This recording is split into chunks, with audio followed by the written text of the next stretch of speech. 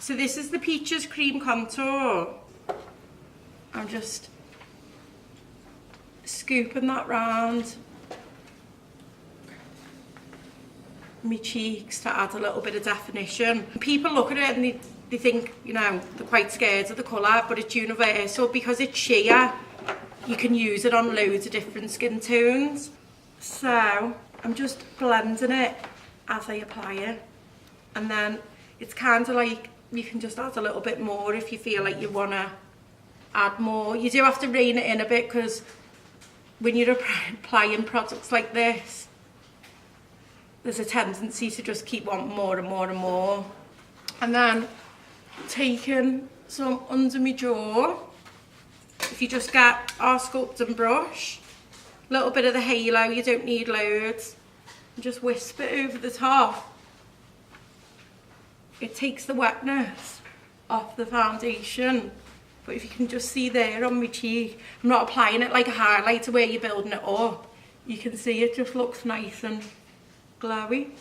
And then I'm going to get a combination of our sculpting powder and then just our medium to dark bronzer. Now I've been on holiday, so I'm quite brown for me, and that's why I'm going for the medium dark. But first I want to add the sculpting powder. Now maybe you can see there the sculpting powder. I won't mince my words, it's actually quite a grey kind of tone brown, but that's good because that's going to add shadow. If you try and add contour and shape and shadow with something that's quite warm, it's not going to look as natural, whereas what we want to create these nice natural hollows. So I'm just wisping that over the top, and can you see how it's just naturally deepening it? What's good about using the cream contour is you've almost got a little template now for where you're going with your powder. I'm going to add a touch of blusher to the apples of my cheek.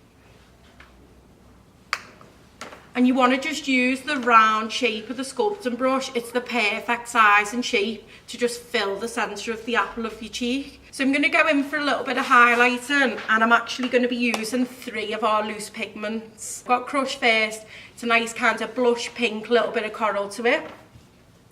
I'm actually placing that on the front of the cheek, on top of the blusher. And what's nice about this is it means you can see your highlight from the front. You don't have to kind of, you know, shimmy to the side or whatever to see it. You can see it from the front. And then I'm going to take our pale pigment. Pale's quite warm. It's like pinks, opal, kind of pinky, peachy, goldies. And halo's a very like nude, icy kind of bright highlighter. So I love doing a little combo of the both. Now you can just use your sculpting brush for this, so I'm going to do a demo with that, but I also want to preview a new baby sister that we've got for the sculpting brush. This is going to be a highlighting brush. Now when you pick up your loose pigment out the pot, you want to just pick your pigment up and then either use the back of your hand or your lid, press it into the brush, or it's just going to explode everywhere. Just experiment though. Some people are going to like more pale, more halo. Just go with what you feel. I'm pressing it into my hand, and this is just so that it doesn't go whoa when it hits my skin. And then with a very light, almost little feather duster motion, I'm going to start building that up onto the cheeks. So this is with the sculpting. I'm just going on there, and again the size and the shape of this, they're just perfect for fitting right into that groove of your cheekbone and blending it down.